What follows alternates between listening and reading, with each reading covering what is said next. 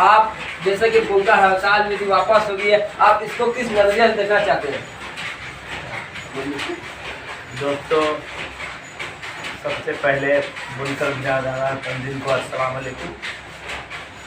मैं बुनकर मजदूर हूँ।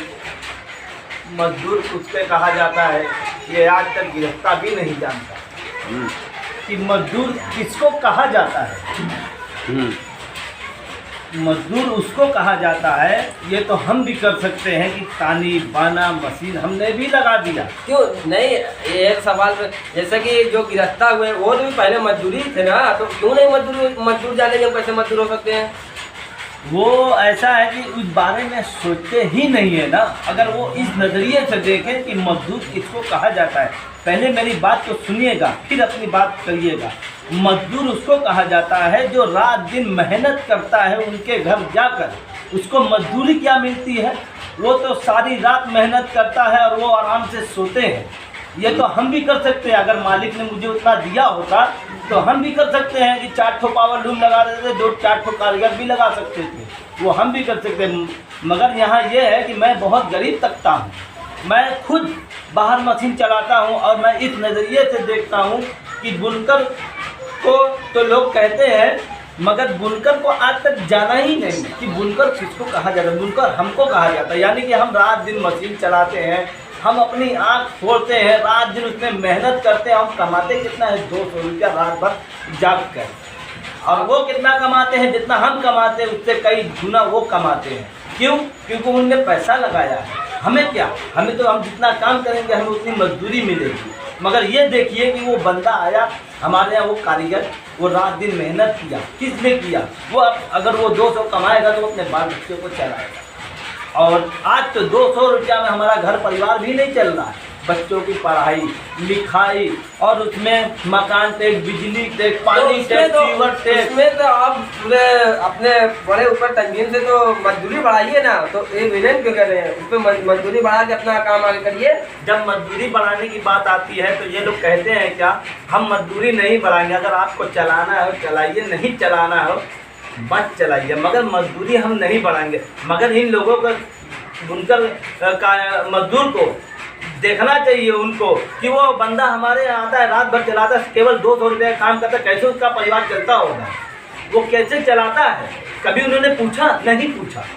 यहाँ की पूछना चाहिए, देखना चाहिए। आनपुर में क्या गरीब बुनकर नहीं है जो रोज जाके मजदूरी करते हैं बाहर? उनसे ज़रा उनको देखना चाहिए कैसे वो चलाता है। हमारे यहाँ क्या, हमारे बच्चे नहीं, हमारे 3 बच्चे हैं, जो एक हम हैं, एक हमारी बीवी है, एक हमारे वालिद साहब, और हम यही मजदूरी करके अपना घर। आप लोग महीने में कितना कमा लेते हैं? महीने का बाद हम लोग बहुत कमा लेते हैं, 7-8 हज़ार रुपया, वो भी रात दिन एक करके। क्या मशीन कमा लेते हैं? हम तो 2 मशीन चलाते हैं। 2 मशीन में महीने में 8 कमा लेते हैं? जी, हो जाता है। और तो उसमें बच्चे की पढ़ाई और मतलब बच्चों का खर्चा और घर का खर्चा कैसे चलता है? कैसे चलता है? अपना पेट को काट को चलाते हैं अपने, यानी कि 3 वक्त खाते थे तो 2 वक्त भी नहीं खा पाते हैं, 1 वक्त खाते हैं ताकि बच्चों को पढ़ा लिखा सके, बच्चों को सही दिशा में ले जाए, उनका जो है उनको पढ़ाए लिखे। हम तो पढ़े लिखे नहीं हैं, इसलिए तो हमें दबाया जाता है। शिक्षा से आप लोग दूर हो जाते हैं। पैसा, एक बजट पैसा आपको ऊपर नहीं हो पाता है, एक प्लस मजदूरी भी नहीं हो सकती है, और इस पर बहुत ज़्यादा ही समस्या दिखती है। बिल्कुल समस्या है। अरे कैसे चलता है ये तो हम न जानते हैं, हमें ही को सब चलाना है, हमें को सब करना है। आपकी सरकार से क्या मांग है फ्लैट रेट पर, हमें ये बताइए। सबसे बड़ी बात तो हम तो संसदीय क्षेत्र में हमारे मोदी जी हैं, उनको अपने संसदीय क्षेत्र में देखना चाहिए कि बुनकर किस हालात में, किस हालात से गुजर रहा है। ये तो हमारे पीएम मोदी जी को देखना चाहिए। वो शायद हम पहली जो हड़ताल की थी, जो समाप्त हुई थी, वहाँ पर मोदी का ट्वीट पड़े थे कि हमारे बनारस के हर तबके, जो मजदूर हो, चाहे गरीब हो, चाहे बुनकर हो, उनको खुशहाल रखा जाए, अच्छी व्यवस्था दी जाए। ऐसे कैसे कहते थे? जब उनने, अगर वो देखते बुनकर देना था आके, बुनकर के जहाँ बुनकर लोग रहते हैं वहाँ आते, देखते, निर्णय लेते। जब उन्होंने आया ही नहीं तो कैसे निर्णय ले लिया कि हमने ये किया वो किया? कैसे किया भाई? आप बुनकर से मिले, आश्वासन दिए, लोग यहाँ से जो लोग गए आपसे मिलने के लिए योगी जी के पास, तो योगी जी मिले नहीं? ना मिले। वो तो अपने साइडों से बोल दिया कि उनको ऐसे नहीं ऐसे कर दो। नहीं, मुझे पता चला है कि बीजेपी के कुछ पार्टियों ने जैसे उन्होंने बोला है कि हम तो सरकार से अपने आगे तक से बात पहुंचा दिए, जो 5 किलो या 10 किलो नीचे तबके के जो लोग हैं उनसे बात किया और वो जल्दी आगे उन लोगों का फैसला हो जाएगा। क्या वो लेटर पैक आगे गया क्या? इसमें आप बता सकते हैं क्या? मतलब नहीं कि आप कैसे बता सकते हैं? जब हमने देखा ही नहीं, हमें दिखाया ही नहीं, तो हम कैसे मान लें कि वो लेटर पैक आगे गया?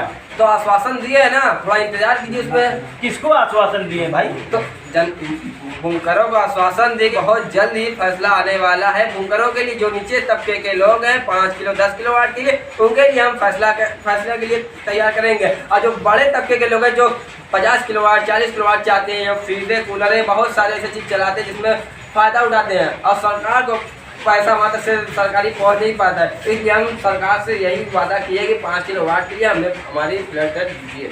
क्या आप ऐसा हो जाएगा कि सरकार हमें 5 किलो देगी?